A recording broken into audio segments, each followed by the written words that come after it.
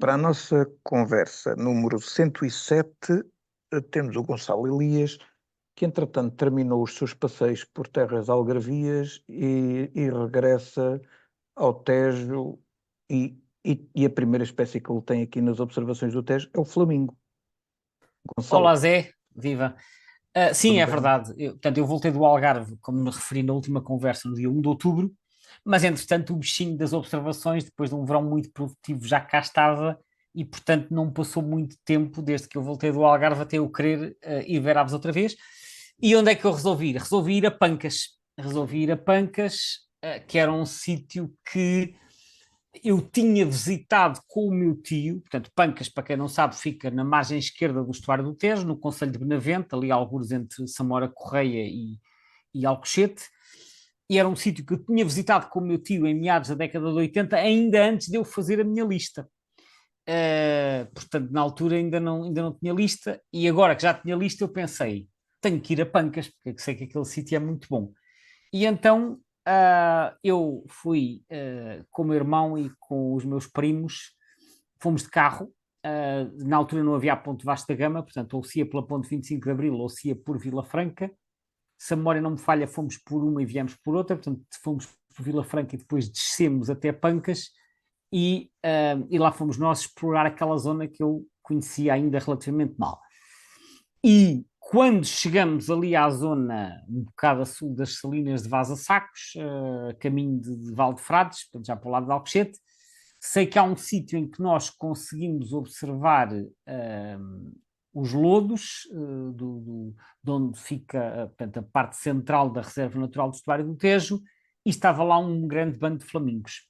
Foi a primeira vez que eu vi flamingos, nem sequer estava à espera, porque assim eu fui a Pancas, não com o objetivo de ver uma determinada espécie, mas sim porque era um sítio que eu sabia que era interessante, precisamente por já ter visitado com o meu tio. E então a grande observação desse dia foi precisamente um bando de flamingos que andava lá a passear nessa zona. Isto foi no dia então 15 de outubro de 1988. O nosso flamingo, o Phenicopterus roseus, até há algum tempo atrás era considerada a mesma espécie de- do americano, do flamingo americano, não é verdade? Sim, do Phoenicopterus ruber. Aliás, quando eu comecei a ver aves, esta espécie aparecia nos guias como sendo Phoenicopterus ruber, embora com uma subespécie diferente, porque o Phoenicopterus ruber é a subespécie nominal, é Phoenicopterus ruber ruber, e o nosso era Phoenicopterus ruber roseus. Quando se dá a separação, quando se dá a separação, o nosso é que muda de nome. Porquê? Porque a descrição original do Linneu, porque o nome Phoenicopterus ruber é do Linneu, é dada em 1758 e alegadamente, de acordo com as indicações disponíveis, essa classificação referia-se às aves que ocorrem nas Caraíbas, portanto, do lado lá do Atlântico. Daí que fosse em relação à população americana. A nossa era depois, foi descrita mais tarde, já no século XIX, pelo Peter Simon Pallas, e que lhe chamou roseus. Não sei se na altura ele classificou como espécie ou como subespécie. Sei que no final do século XX ele estava como subespécie, foi Nicopterus ruber roseus, mas a certa altura alguns estudos chegaram à conclusão que deviam ser consideradas espécies diferentes, e então as populações europeias, que são as mesmas das africanas, são elevadas ao estatuto de espécie com a designação Phoenicopterus roseus. Como eu disse, a do lado lá do Atlântico é que manteve o nome original por causa da regra da precedência, que diz que em caso de divisão é o mais antigo que retém o nome. Ok. Portanto, o nosso ganhando este estatuto de espécie, em termos de distribuição, perdemos ali, digamos, as Américas, não é? E fica então uma distribuição centrada, na Europa, África e Ásia. Exatamente. A Europa, que é basicamente só o sul, é a orla do Mediterrâneo, pouco mais. Portanto, o sul da Europa. Em África é. Pá, em África eles vão até a África do Sul, mas a distribuição tem muitos buracos. Portanto, eles são. Na parte ocidental são essencialmente costeiros, na parte oriental são costeiros e também vão ali pelo Vale do Rift, que é um grande vale que vai desde a Etiópia até Moçambique, e que tem uma série de lagos endorreicos, portanto são lagos salinos e estas aves gostam de zonas com elevada salinidade e portanto também ocorrem no Vale do Rift. E depois na Ásia tem uma distribuição muito fragmentada, mas que grosso modo vai da Turquia, passando pela Península Arábica até à Índia, e também tem ali uns núcleos no Cazaquistão. Portanto, vai até à Ásia Central e ao subcontinente indiano. E na Índia, curiosamente, quando observamos o mapa dos registros no eBird, a Índia está pejada deles. Sim, porque de acordo com o mapa que vem no Birds of the World, eles, quer na Índia, quer no Paquistão, eles ocorrem como nidificantes numa zona relativamente restrita, mas depois espalham-se muito durante o inverno, que aliás é o que acontece também na Península Ibérica. Portanto, eles nidificam num número muito reduzido de locais e depois, fora da época dos ninhos, eles aparecem em muitos outros sítios, essencialmente para procurar alimento. E, portanto, a distribuição vasta na Índia tem a ver sobretudo com a presença de aves não nidificantes. E depois lá na China, mesmo lá no extremo da China, também aparecem uns registros. Serão aves que foram levadas para lá ou aquilo ainda faz parte da distribuição natural da Podem ser espécie? aves divagantes, porque assim, de vez em quando, como acontece com muitas aves que não sendo migradoras, mas que têm movimentos dispersivos ou errantes, podem aparecer de vez em quando fora dos locais habituais de ocorrência. Em Portugal acontece a mesma coisa. Eles em Portugal ocorrem principalmente no sul e no centro, mas de vez em quando aparece ou um pequeno bando na Foz do Douro ou no estuário do Lima, até já apareceram, portanto são raros, mas podem aparecer mais a norte. Agora, a presença de registros na China não significa que eles sejam abundantes nessa região. Portanto, isso está já um bocadinho fora dos locais normais de ocorrência, diria eu. E a questão da nidificação em Portugal? Essa é uma questão histórica curiosa, não é? Sim, bom, vamos ver.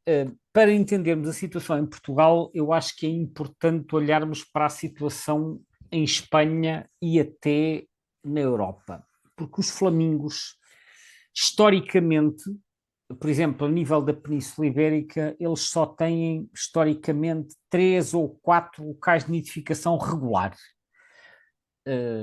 Todos os outros locais, quer em Portugal, quer em Espanha, são de nidificação irregular. E portanto, e há um episódio recente em Portugal, a gente já vai lá falar disso, mas acho que é importante dar este contexto. Na Península Ibérica há um local que é mais importante, é o local talvez mais importante da Europa para a nidificação dos flamingos, que é uma lagoa um pouco profunda, um lago endorreico. Endorreico significa que não tem drenagem para fora, portanto é uma bacia interna, né, e de onde a água só sai por evaporação, portanto a água só entra, mas não tem escoamento de saída. E na prática é como acontece nos lagos do Vale do Rift, que eu falei há pouco, são locais de elevada salinidade, que é algo que os flamingos apreciam. E esse local, muito importante para os flamingos, fica no sul de Espanha, na Andaluzia, na província de Málaga, e chama-se Laguna de Fuente de Piedra. E eu, por acaso, tive a oportunidade de visitar isso uma vez, há cerca de 18 anos, mas nesse ano não havia lá flamingos. Embora eles nidifiquem lá quase todos os anos, o que acontece com os flamingos é que os flamingos são extremamente sensíveis aos níveis de profundidade da água. E se o nível da água for muito baixo, eles não nidificam. Portanto, por exemplo, aquela lagoa, Laguna de Fuente de Piedra, aquilo tem cerca de 6 km por 2,5 km, mas a profundidade máxima é qualquer coisa como 1 metro e pouco. Portanto, é um lago muito pouco profundo. E eles precisam que o nível da água seja de pelo menos 50 centímetros de profundidade para nidificar com sucesso. E que se for inferior a 30, já não nidificam de todo. Portanto, vê bem a diferença. Eles precisam de 50, se for abaixo de 30 já não dá. Portanto, eles têm ali São um esquisitos. nível... São muito esquisitos. Não, é que depois os flamingos também têm uma curiosidade, é que eles nidificam coletivamente e aquilo é assim, ou nidificam todos ou não nidifica nenhum. É um bocadinho assim. O que quer dizer que tem que haver alimento disponível para todos, porque eles normalmente, tanto quanto eu sei, põem um ovo, não é? Não, não é, sim, põe um ovo, mas não é só ter alimentos disponível para todos, é que isto é também um processo social. E, portanto, daí que uns começam a nidificar e induzem os outros a nidificar também. não é bem cada um por si. E, portanto, o que se sabe, por exemplo, da Laguna de Fuente de Piedra é que, num estudo que foi feito desde 1985 até 2007, portanto, 23 anos, eles nidificaram em 18 desses anos. E houve 5 anos em que não nidificaram. Quando Precisamente eles não nidificam, aí para onde é que vão? podem não nidificar de todo. Há mais, pronto, este é o principal local. Depois há mais 2 locais em Espanha onde eles também nidificam com alguma regularidade, mas com menos frequência e com mais falhas. Um é na Catalunha, que é o Delta do Ebro, que fica perto de Tarragona, e o outro é nas marismas do Guadalquivir, que ficam na Andaluzia Ocidental, entre Sevilha e Huelva, conhecido também como Coto de Doñana. Mas em Doñana tem havido mais falhas e o sucesso reprodutor, a produtividade é muito menor. É muito menor em grande parte devido à predação. A predação por parte de javalis, por exemplo. Estes são os principais locais. Depois em Espanha apareceu um quarto local mais perto da fronteira portuguesa, num sítio mesmo em frente ao Elva, chamado Marismas de Odiel, que é, portanto, é um estuário que existe, o estuário do rio Odiel, mas aí o que foi feito é que eles começaram-se a estabelecer de lá a lá numas salinas, mas foi graças a um projeto em que foram criados ninhos artificiais e depois mais tarde foi feita uma ilha artificial no estuário e isso conseguiu fixar os flamingos e desde então eles têm nidificado todos os anos. Desde então, que é desde 1989, acho eu. Portanto, as marismas do Odiel passaram a ser um sítio regular. O Guadalquivir não. Portanto, o Guadalquivir acho que tem sido um bocadinho incerto. Atualmente em Espanha temos, portanto, marismas do Odiel, perto do Elva, Laguna de Fuente de Piedra, em Málaga, continua a ser o mais importante, e o Delta do Ebro, em Tarragona. Para além destes, há depois uma série de sítios em que já houve tentativas de nidificação, umas com sucesso, outras sem sucesso. Por exemplo, já nidificaram nas Ilhas Baleares, em Maiorca, já nidificaram em. Já nidificaram. Não, desculpa, em Maiorca tentaram nidificar, mas acho que sem sucesso, e também não tiveram sucesso em Almeria, que é na Andaluzia Ocidental, e em Múrcia. Mas já nidificaram com sucesso no interior da meseta castelhana, na zona de Castilha-La Mancha, por exemplo. Mas são episódios pontuais que podem ser desencadeados ou porque não há condições de nidificação noutros locais, Nos sítios preferenciais, não é? ou Ou o seja, que é a tal coisa contrário. que eu há bocado perguntava, não é? Quando não Sim, arranjam ali sítio, mas onde é que também vão, não é? pode acontecer o contrário. É o ano ser tão bom que eles até nidificam noutros locais para além dos habituais, porque os locais habituais já estejam cheios. Ora bem, e aqui chegamos ao caso português. No caso português, houve algumas tentativas isoladas ao longo dos anos de reprodução. Aliás, já desde o século XIX, que até o rei Dom Carlos, que era um naturalista, não é? E que deixou alguns escritos, referia que os flamingos nidificariam no estuário do Guadiana. O estuário do Guadiana é a zona onde está hoje a reserva de Castres Marinho. Embora não há assim muitos detalhes, mas ele diz que é possível que nidificasse nessa zona. O Rei Júnior, que escreveu o Catálogo das Aves de Portugal em 1931, também diz que a espécie deveria reproduzir-se em pancas no estuário do Tejo, mas isso na altura não foi confirmado. E depois, no final do século XX, houve observações esporádicas na reserva de Castres Marinho. Aliás, eu conheci um observador holandês que tive muitas vezes com ele nas visitas que fiz à Associação A Rocha, na Ria de Alvor, e cheguei a visitá-lo na Holanda, que era excelente observador. Ele faleceu há 1 ano ou 2, já teria agora 70 e tal anos, mas eu fiz muitas observações com ele e ele um dia contou-me que tinha observado um ninho de flamingos em Castres Marinho. Em 1900 e creio que 89, não tenho, 88, 87, foi por aí. E que teria observado um ninho, que parece um pequeno vulcão, com 2 crias muito pequenas. Um ninho, um casal. Na altura até achei isto um bocadinho estranho, mas ele fez uma descrição e a descrição parecia muito boa. Eu estranhei aquilo por causa de ser um casal isolado. Mas curiosamente, em 2008, salvo erro, houve um outro caso de nidificação de 1 ou 2 casais na Lagoa dos Salgados, que fica no Algarve, perto de Silves. Portanto, essa depois não teve sucesso, essa foi bem documentada, mas não teve sucesso porque os ninhos foram predados, penso que por gaivotas, se não estou em erro.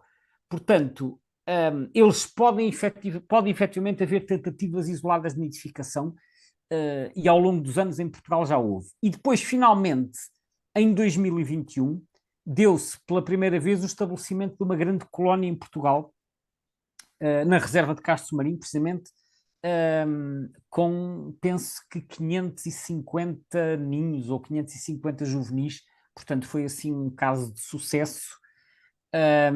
Mas isso é uma coisa que se tem repetido ou Não, aconteceu naquele ano? foi só em 2021. Nesse ano também houve duas tentativas de nidificação, uma no estuário do Tejo, outra no estuário do Sado.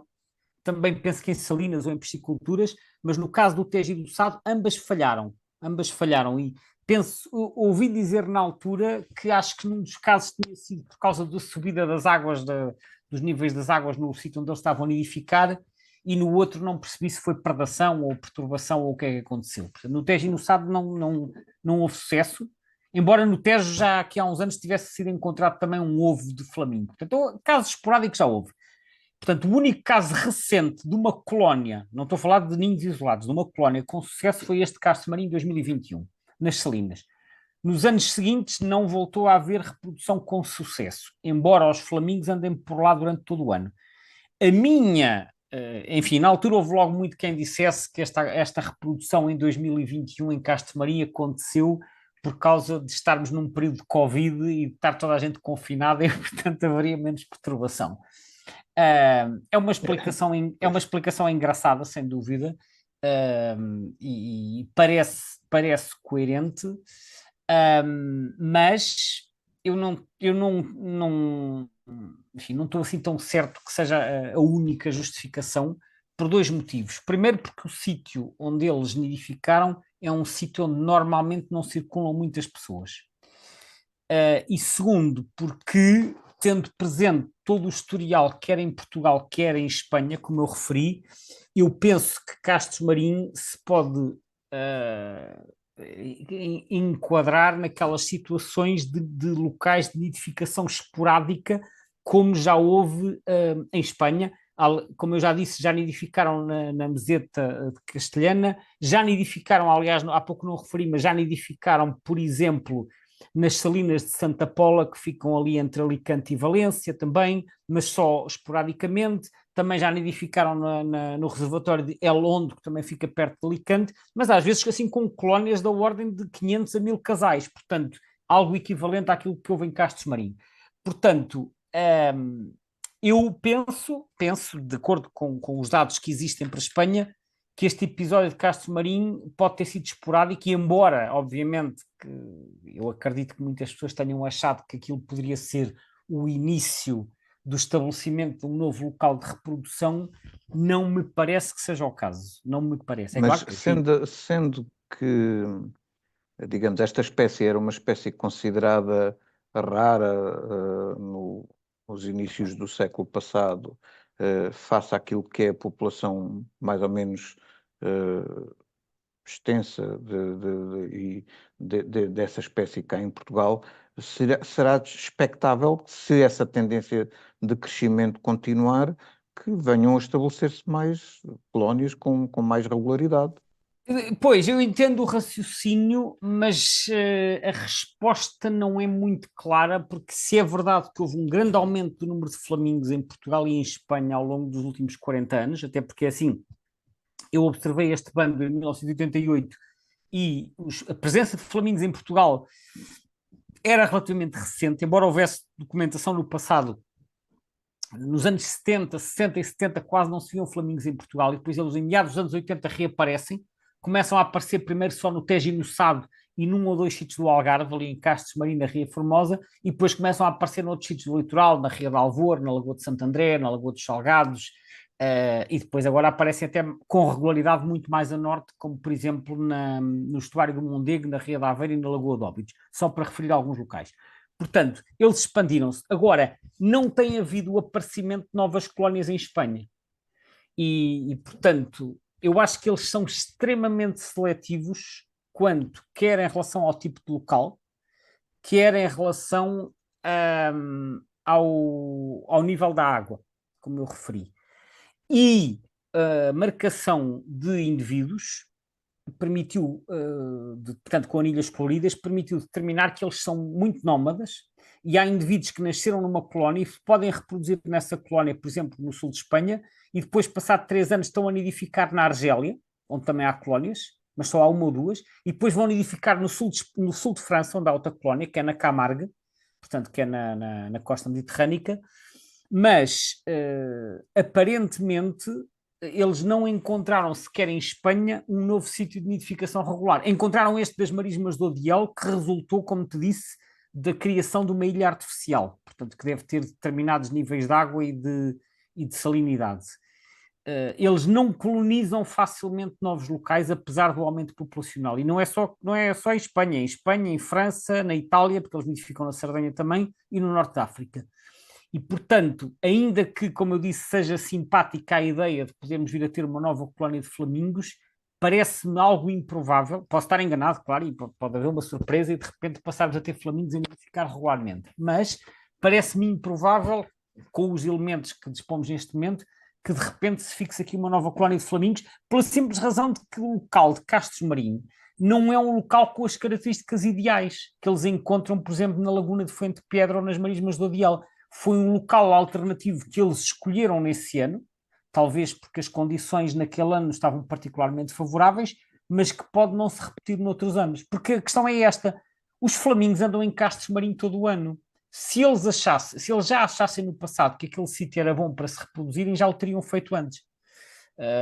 Portanto, mas como disse, isto é um processo normalmente que acontece coletivamente. Portanto, eles começam a adotar comportamentos reprodutores e de repente fixam-se e começam a nidificar.